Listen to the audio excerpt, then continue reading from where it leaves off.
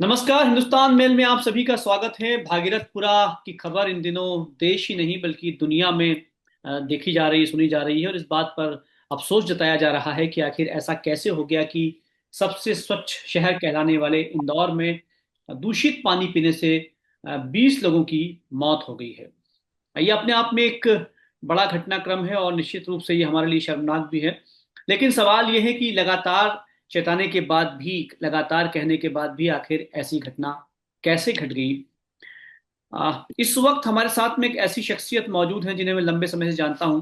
पिछले 30 साल से मैं देख रहा हूं कि लगातार वो प्रशासन को, शासन को पानी को लेकर चेता रहे हैं, पानी को लेकर आंदोलन कर रहे हैं। मुझे याद है कि पीपलियाहाना का एक तालाब जब कैप्चर किया जाना था, उन्होंने आंदोलन किया और उसको उससे बचा लिया। कई बार उन्होंने दूषित पानी को लेकर भी से प्रशासन को चेताया। फिर आखिर ऐसा क्यों हुआ कि उनकी बात को अनसुना कर दिया गया। इस वक्त हमारे साथ में किशोर पडवाणी जी हैं। किशोर जी, बहुत स्वागत करते हैं हम आपका हिंदुस्तान मेल में। किशोर जी, सबसे पहले तो मुझे याद आ रहा है, लगभग पिछले 30 सालों से मैं आपको जानता हूं और आपने समय समय पर पानी को लेकर प्रशासन को चेताया है। ये जो पानी की समस्या है, आपको कब ऐसा लगा था, कितने साल पहले ऐसा महसूस हुआ था कि ये समस्या गहरा सकती है और दूषित जल जो है वो लोगों की समस्या का कारण बन सकता है। 2009 से पंकज जी मैं न्यायिक लड़ाई लड़ रहा हूँ। मैदानी, न्यायिक, प्रशासनिक, सब तरह से लड़ा हूँ। जी। और सन 1972 में जब नर्मदा इंदौर लाए थे, उसका एक मैं छोटा सा अदना सा कार्य करता था। जी। तब से इस पानी और हवा के मामले में कार्य कर रहा हूँ। जी। किशोर जी, अगर हम बात करें भागीरथपुरा की जो घटना हुई है, क्या इसका अंदेशा आपको था? क्या इसके लिए आपने प्रशासन को जताया था कि कहीं शहर में ऐसा हो सकता है? बावड़ी कांड भी पंकज जी बाद में हुआ। उसके पहले मैंने इंदौर के कलेक्टर से, जब मनीष सिंह जी थे, कई बार उनसे बात की, लिखा पढ़ी की। मंत्री जो है हमारे तुलसी सिलावट, जल संसाधन मंत्री, जी। उनसे लिखा पड़ी कि 100 दिन की उनको अल्टीमेटम देते देते आकर उनके घर धरने पे बैठा। और धरने के बाद रेसिडेंसी कोठी पे 1 डेढ़ घंटे में मीटिंग कॉल हुई।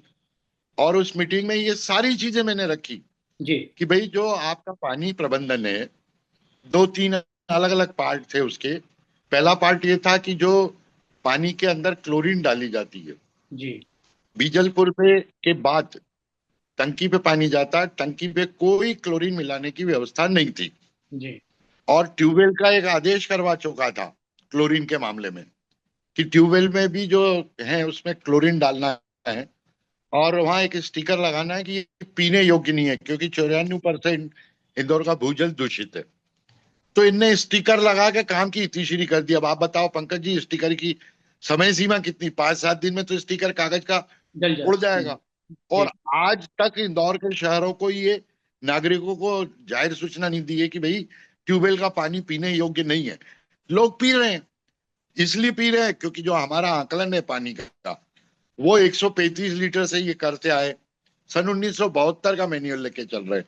इस बीच में वित्त आयोग, भारत सरकार का भूजल विभाग, जल संसाधन मंत्रालय, भारत सरकार, इन सब ने अलग अलग रिपोर्टें दी है। दुनिया के 10 ठंडे मुल्कों में 500 लीटर से लेकर 300 लीटर तक खपत है। भूमि विकास अधिनियम के रहा 350 से ऊपर प्रति व्यक्ति खपत है। नहीं, किशोर जी, और ये आप अभी भी 100। जी, किशोर जी, आप एक सवाल उठा रहे हैं यहाँ पर। आप कह रहे हैं कि आप नर्मदा तो ठीक है, लेकिन आप कह रहे हैं कि जो बोरिंग से पानी आ रहा है, यानी जिन घरों के अंदर बोरिंग है, हैंडपंप्स हैं, जिन कॉलोनियों के अंदर, क्या वो पानी भी दूषित है, वो पीने योग्य नहीं है? आप ऐसा कह रहे हैं? 94% नगर निगम की लेब रिपोर्ट, कोर्ट में प्रस्तुत दस्तावेज। जी। और माननीय मंत्री महोदय जो कैलाश विजयवर्गीय जी हैं, वो जब महापौर थे, उन्हें 4 साल की बानगी जो रिपोर्ट पेश की थी, जी। उसमें भी उल्लेखित है, प्रिंटेड है। 9,000 सैंपलों के आधार पर उन्हें लिख के दिया है। जी। तो अब मैं अब किसको रोने जाऊं? तो अब आप ये, अब इसका मतलब पूरे शहर में लगभग मुझे लगता है कि 30 से 40%, आपको आंकड़ा ज्यादा पता होगा, इतने लोग घरों के अंदर बोरिंग लगा रखा है, वो पानी पी रहे हैं, यानी वो सब दूषित पानी पी रहे हैं। 5500 नगर निगम के बोरिंग है।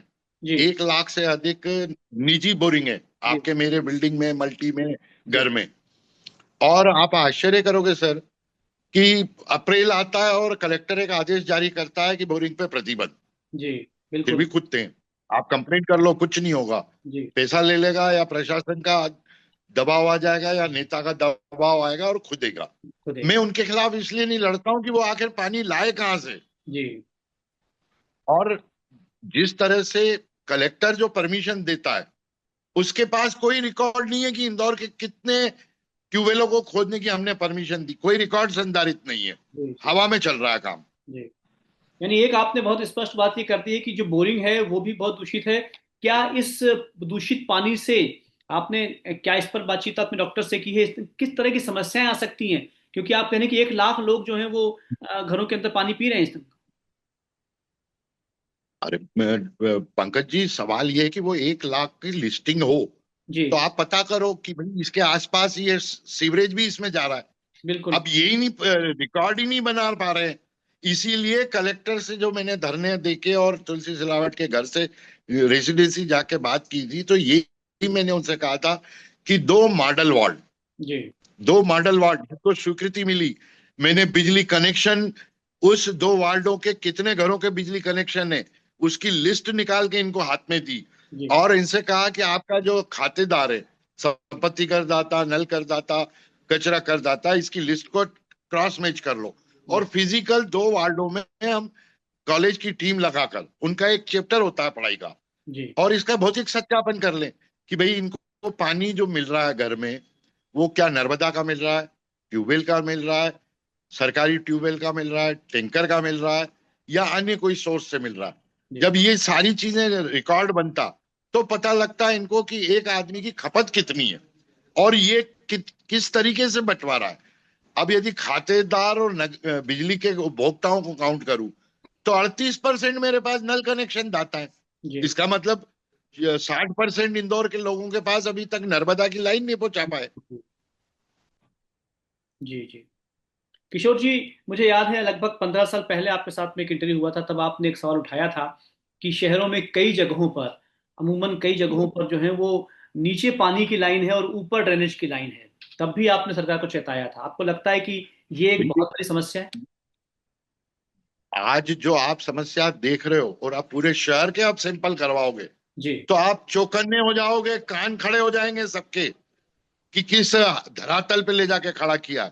जी ये 15 साल पहले ईस्ट वेस्ट और सेंटर 3 प्राइमरी लाइन डाली, न तो टोपोग्राफी देखी, न कुछ देखा। प्राइमरी लाइन डल गई।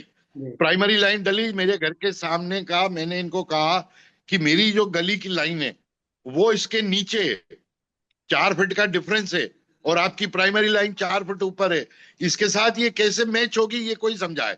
जी और वो बात अब जाके सिद्ध हुई है कि पूरा शहर यदि खुदा है, तो केवल इसी कारण खुदा है, अमृत वन 1 2 3 योजना में ये पैसा लाए, और पूरे शहर की प्राइमरी लाइन, जो घरों की गलियों की लाइन है, जी। वो मेन लाइन में अब जोड़ रहे हैं। अब जोड़ रहे हैं। किशोर जी, क्या लगता है लगातार कहने के बाद, चेताने के बावजूद भी प्रशासन काम नहीं करता है? क्या पैसों की कमी एक बड़ा कारण है या लापरवाही है? क्या कारण मानते हैं आप, क्योंकि आप एक शहर के एक वरिष्ठ नागरिक हैं और लंबे समय से शहर को देख रहे हैं? मेरा कहना सिर्फ ये है कि जो सिस्टम था, आप शिकायत करते थे, वो वार्ड का जो इंचार्ज होता था, जिसको दरोगा कहते हैं, वहां कंप्लेंट सुलझती थी। जी दरोगा के बाद जोन, जोन के बाद कलेक्टर, कमिश्नर, महापौर, अब मुख्यमंत्री हेल्पलाइन। डूब मरना चाहिए इस देश को। इंदौर की गटर का निराकरण मुख्यमंत्री करेगा, अब वो भी फेल हो गई है, तो क्या अब राष्ट्रपति करेगा, प्रधानमंत्री करेगा? यहां क्यों तोड़ा ये सिस्टम आपने? दरोगा की जिम्मेदारी, जिसके पास कंप्लेन आ रही है, जी उसने क्यों नहीं किया, और उसको कैसे मुक्त किया आपने जिम्मेदारी से? ये मजाक हो रहा है सब। नई नई बातें खड़ी, ऐप बना दिया 211, मुख्यमंत्री हेल्पलाइन अलग। इंदौर में 4 सीढ़ियां हैं, दरोगा के बाद जोन ऑफिस, वार्ड पार्षद, मेयर, मेयर इन काउंसिल का मेंबर, जोन इलाका। यानी क्या है? अब मुख्यमंत्री बैठ के निपटा रहे हैं। जी। क्या लगता है भागीरथपुरा में जो घटनाक्रम हुआ है, आपको लगता है कि यदि समय रहते नहीं स्थिति को संभाला गया तो भागीरथपुरा ऐसी और भी कॉलोनियां कई हैं जहां पर ये घटनाक्रम दोहरा सकते हैं। आप इसके लिए एक काम करना, मैं आज का विषय नहीं है आपका।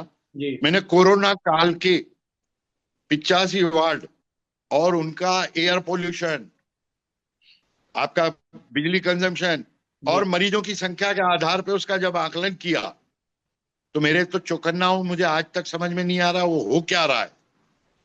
बीमारी तो वो उस वक्त टेस्टिंग थी आपकी, जी। और अब भी ये मान के चल लेना दीक्षित जी, गर्मी आते आते इंदौर में 3-4 भागीरथपुरा घटना घटेगी, क्योंकि अब आदमी भी चेत गया है। कंप्लेन से कुछ नहीं होगा, सड़क पे आदमी दिखेगा आपको, लड़ेगा। और क्या मजाक है, भागीरथपुरा में किसी को जाने नहीं दोगे, गुंडागिर्दी, पुलिस लगा रहे हो। पुलिस का काम क्या है? घटना घटने पर उसको कार्रवाई करना है, रोकना उसका काम है। जी। पुलिस रोक रही है किसी को भी, किशोर चाहे जी। राजनेताओं। अरे दोनों पार्टी धंधा, गुरुद्वारा खोल के नहीं बैठी है, दोनों धंधा कर रही है राजनीति का, तो दोनों अपने दाव चलेंगे। किशोर जी, आपको क्या लगता है, अगर हम बहुत स्पष्ट शब्दों में बात करें, कि क्या क्या सुझाव इस वक्त, चलिए जो हो गया वो बीत गया, जो जो हो गया वो हमने सबके सहा है, अब क्या करना चाहिए प्रशासन को, कैसे काम करे ताकि ये घटना की पुनरावृत्ति ना हो? भाई वार्ड वाइज इंदौर की करीबन 2300 बूथ है, जी। जबकि मैन्युअल में लिखा हुआ है इनको चेक करना है डेली क्लोरीन अल्टरनेट तरीके से। जी। इन 3200 बूथों पर हमें 5-5 सैंपल तत्काल ले लेना चाहिए और उसका पूरा एनालिसिस कर लेना चाहिए। यदि पानी दूषित है तो उस पानी का एक पार्ट सैंपल संभाल के रखो और उसका माइक्रो लेवल पे आप अध्ययन करो कि कहाँ क्या गलती आ गई है। जी। तो आपको समझ में आएगा कि अब हमें जो सीवरेज लाइन है, वाटर लाइन है, उसको कैसे संभालना। डाटा है नहीं, अध्ययन है नहीं। मेरा मानना यह है कि किसी भी समस्या का समाधान सबसे पहले सांख्यिकी होती है, जी। सांख्यिकी के बाद भौतिक जो बात होती है, दोनों को मिलाकर कोई अध्ययन होता है और उसके निष्कर्ष पे अपन पहुंच सकते हैं। जी। ये काम जब तक नहीं होगा इंदौर ऐसे ही मरेगा। जी। बावड़ी में क्यों मरा? जी। बावड़ी के अंदर सीवरेज जा रहा था, सीवरेज लाइन लीक कैसे हो गई बावड़ी के अंदर? और ऊपर आपने जब हीट की परमिशन दे दी हवन करने की, ब्लास्ट हो गया। तो वो 36 लोगों की मौत के बाद भी हम नहीं सुधरे, और हमारे कलेक्टर ने उसके सारे एविडेंस नष्ट नाबूद कर दिए 24 घंटे में। साक्ष्य मिटाने का काम कलेक्टर ने किया है। अब क्या लड़ोगे आप उस पे? मैं उनको चेता रहा हूं कि सर आप साक्ष्य मिटा रहे हो। बोले मैंने ये कर लिया वो कर लिया। मैंने कहा साहब मेरा काम था आपके नॉलेज में लाना, जी। आपको जो करना करो, मैं तो कोई अधिकारी हूं नहीं, और इसके परिणाम कल आप भोगना। ये न्यायालय में कल उलझाऊंगा इशू। जी। इस पर आप कुछ कोई? और पानी पे पंकज सर आप आश्चर्य करोगे, 13 पिटीशन लड़ी है मैंने, और 35 से अधिक आदेश। उनका पालन नहीं हो जाए तो क्या यही काम करता रहूं? Contempt of court. और आपने तो देखा है इंदौर में बिल्कुल। कलेक्टर के ऑफिस के बाहर, नगर निगम कमिश्नर के ऑफिस के बाहर, नगर निगम के बाहर, चाहे आपका ये नौलखा पुल पे कितनी बार धरना दिया, कृष्णपुरा छतरी। क्या 24 घंटे यही काम करूं? जी। किशोर जी, एक अंतिम और सवाल। आपको, जी। किशोर जी, एक अंतिम सवाल, एक बहुत आप महत्वपूर्ण तो सवाल ये है कि क्या इंदौर में कई इंजीनियर्स जो हैं डिप्यूट किए गए हैं नगर निगम के द्वारा इस काम के लिए। इंजीनियर्स हैं, सब इंजीनियर्स हैं, उनके नीचे एक टीम पूरी है। आपको लगता है इतने इंजीनियर इंजीनियर होने के बाद में भी ये गलतियां हो रही हैं, जो है मौतें सामने आ रही हैं? आपको लगता है इंजीनियरिंग जो टीम है वो नाकारा है, लापरवाह है? नहीं, एक नया सिस्टम आप ध्यान रखो जी। पंकज जी। जी। आजकल हर काम में कंसल्टेंट बनाया जाता है, योजना को बना, प्राइमरी रिपोर्ट बनाने के लिए और बाद के एग्जीक्यूशन के पार्ट के लिए। जी। और ये सबसे बड़ा बेईमानी भ्रष्टाचार का दरवाजा है। जी। जो प्रोजेक्ट दिल्ली से पास करवा के लाता है, उसमें जो कंसल्टेंसी फीस है वो वहां रिश्वत दे के आता है, और वो कंसल्टेंट्स केवल टेबल पे बैठ के बनाता है, डाटा इनसे लेता है। अब इनके पास ही डाटा कंप्लीट नहीं है, प्रॉपर नहीं है, तो गलत डीपीआर बनेगी। जी। और बाद में जो जिसको प्रोजेक्ट देते हैं कि बाद में कैसे एग्जीक्यूट हो, वहां भी यही धांधली है। अब तो भ्रष्टाचार के ऐसे तरीके निकल गए कि आप कानूनी रूप से तो भ्रष्टाचार पकड़ नहीं सकते। जी। बहुत सफाई के साथ काम है। जी। किशोर जी, जिस तरह से आप लगातार लड़ रहे हैं निश्चित रूप से तारीफ काबिल है, लेकिन ये इस बात का ये दुर्भाग्य है कि बार बार चेताने के बाद भी प्रशासन के कानों तक जो है बात नहीं पहुंचती है, जो नहीं रेंगती है, और लगातार शहर को बदनाम होना पड़ता है, इस तरह की घटनाओं से दो चार होना पड़ता है। हम आपसे लगातार बातचीत करते रहेंगे अलग अलग विषयों पर। बहुत सारा धन्यवाद किशोर जी, हिंदुस्तान मेल से बातचीत करने के लिए। नमस्कार। धन्यवाद।